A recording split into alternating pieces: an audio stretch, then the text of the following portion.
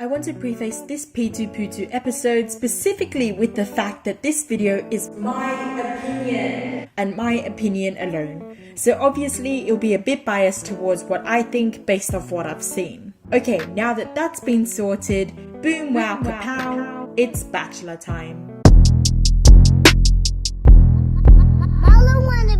This week has probably been the hardest and most dramatic to watch to date. For the format of this video, we will do what we do every week and break everything up into smaller episode chunks. On Wednesday's episode, we were given our last single date with Abby, a group date and single extension time to Ellie, and then a nice little confrontation between Abby and Ellie, which seems to have been a major point of every episode for the past 3 episodes. Now, in real time, we got to witness our stitches given to our beloved snitch, Ellie. Unlike when Abby snitched on Monique, Ellie was unable to provide definitive statements on what made her feel a certain way about Abby. She could have mentioned certain definitive things that Abby has said or done in order to force Matt to get to the bottom of it as he did Monique. But she's just too nice to be like, hey, this is what Abby's done / said. Now go get her. She had to kind of white knight him, which forced him to kick her because she came off as if she was overall just compromising her time spent with him by talking about Abby. Australia hasn't done that American thing where the best person off The Bachelor becomes the next Bachelorette in a hot minute now. But if they were to give anyone off this season the Bachelorette role, it would undoubtedly be Ellie. Anyways, rip to our golden girl. Back onto the rest of the episode. Abby had the last single date with Matt. Now, this was when the much awaited confrontation between Abby and Matt happened,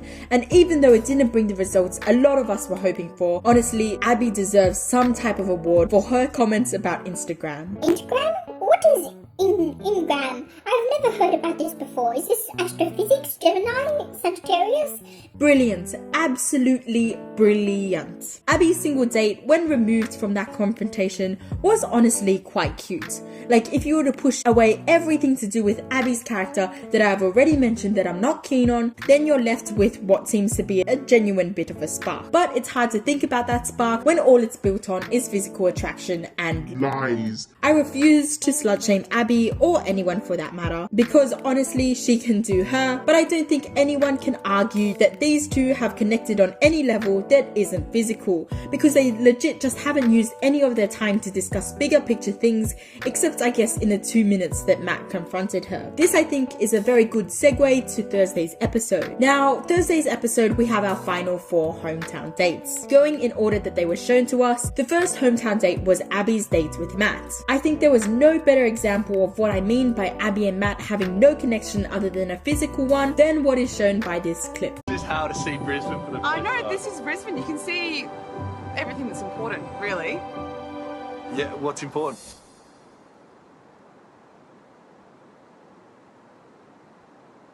Should we get in? Obviously, there's probably a bit of editing to do with this clip. Like, if you listen really closely, the sound seems to cut out during that awkward silence.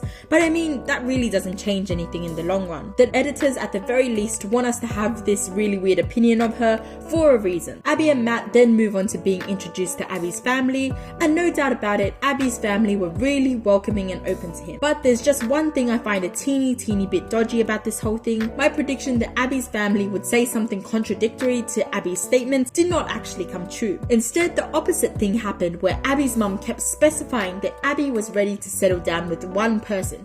She wants just one person for the rest of her life. One person today, one person tomorrow.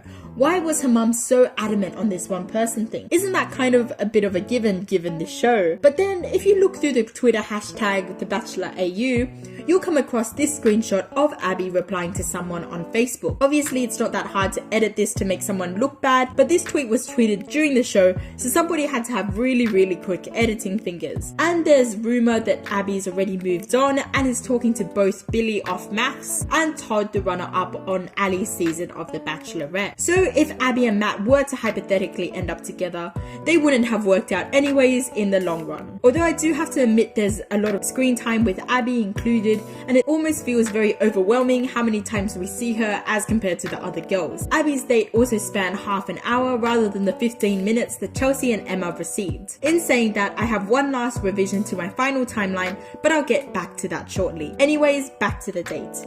After an awkward kiss in the middle of a massage, instigated by Matt surprisingly, Abby and Matt end their date with Abby once again solidifying her feelings to Matt, saying that she's falling in love with him very fast.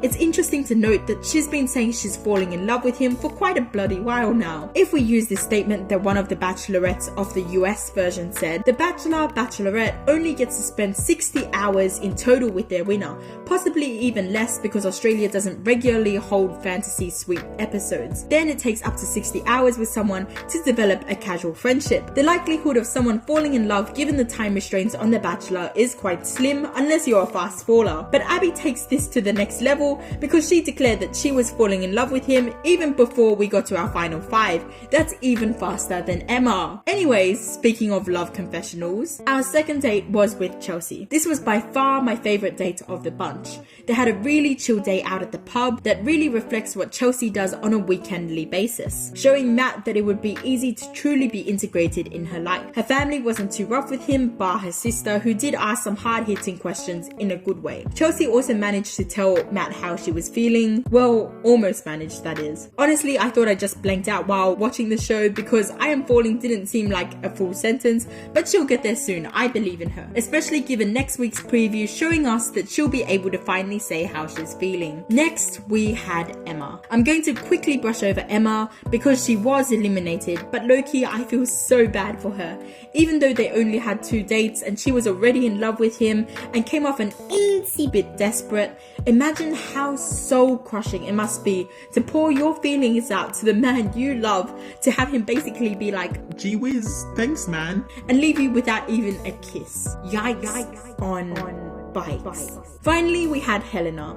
I hadn't really noticed until this episode, but Matt really is a dog cunt. If instigating a long-ass makeout session during the middle of a massage was bad enough, how can he expect 6 ladies to jump out of a plane for him, but then he himself refuses to play some tennis because he's bad at it? Anyways, after refusing to play tennis, the both of them sit down and discuss what will be happening later in the night. The night's going all good and well, but at one point in the night, Matt revealed that he didn't really remember his interaction with Helena on the red carpet. A lot of people be like, Grr, why would Helena be angry over this? But I honestly understand her reasonings. French seemed to be the main thing that swayed him on the red carpet, and if he didn't remember that she spoke French to him, then And also Matt doesn't seem to handle confrontation well at all, because when Helena admitted to him why she was so upset, Matt, instead of doing literally anything to reassure her the first time around, just looked down at the ground and said, is that how you really feel? No, Matt, haha, she's Scotty and the boys do. Of course that's how she feels. This isn't prank patrol.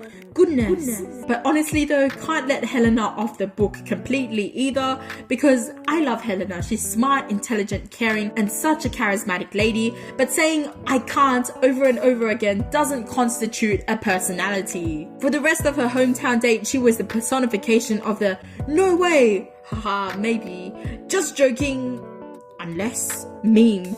And like I said, I get where Helena is coming from. She's had a lot of barriers up because she doesn't want to get hurt and she hasn't experienced that hurt, so she's really scared about what will happen. But this push-pull thing is not the best look to someone you've had maybe 2 dates total with. And honestly, it was a bit of a dog move for her to pull Matt away from the rose ceremony. I get that she had to clear up some things, had to get some things off her chest, but there's a couple of unspoken rules when it comes to The Bachelor. 1. Snitches always get stitches. 2. Never kiss at a cocktail party. And 3. Never interfere a rose ceremony. Now, the first 2 unspoken rules have been broken this season to seemingly no consequence, but interfering at a rose ceremony seems like an all-around inconsiderate move, especially if Abby, the queen of inconsideration, finds it legitimately offensive, then it might be a thing to reconsider doing. It will always come across like a last-minute sway, a desperate attempt to get them to change their mind. And especially because Helena wasn't even going to be the one to be eliminated, she was going to be given a rose regardless, her interference appears as though it swayed something when in reality it wouldn't have, but she just made herself look even worse. Now onto my renewed rough timeline. Some things didn't go as expected in my previously predicted timeline, so we're going to have to change some things up. The next to be eliminated, in my opinion, will be Helena. I get Helena was insecure, and honestly I 100% understand her reasonings for being upset, but the yeah nah yeah cycle that she went through was probably a bit too much, especially for someone who through the episode has shown that he seems to be lacking in empathy and consideration. Honestly, I've thought about The Bachelor a lot this week, almost a bit too much. But if you think about it, Chelsea and Abby are polar opposites, and their most middle ground culminates in Helena. Helena has shown low-key behaviours that Abby has shown / would show, such as interfering at a cocktail party, talking about how she can't physically lie, etc. But she also has that guard up, that emotional barrier, and that more sophisticated side that Chelsea brings. If Helena hadn't pulled what she had pulled that night and had come up with some sort of I love you or I'm falling in love with you, then she probably might have had a very, very good chance at winning.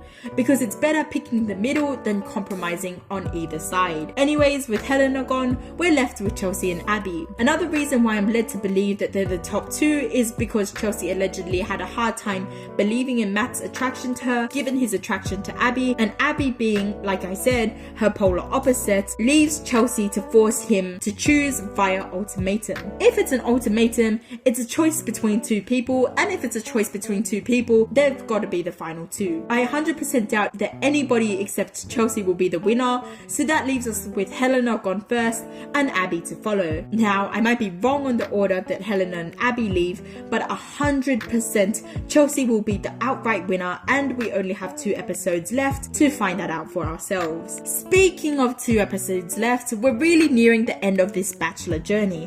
Whoa, what's that? A plane? A bird? No, it's the Bachelorette. The Bachelorette begins just 1 week after Matt selects his winner, so 1 week after he selects Chelsea, and you bet your damn behind that I'll be onto that in no time. I'll also be doing a finale recap episode of The Bachelor, but I don't know, we'll have to see for that one. But regardless, that's all for this video. I'll see you in the next one. Adios amigos! Heyo my amigos, we're so close to 150 subs, and if you liked watching this content on The Bachelor, you bet your bottom I will be posting very similar content when The Bachelorette airs. I would love it if you subscribed and liked or left a comment on this video if you enjoyed it. Thank you!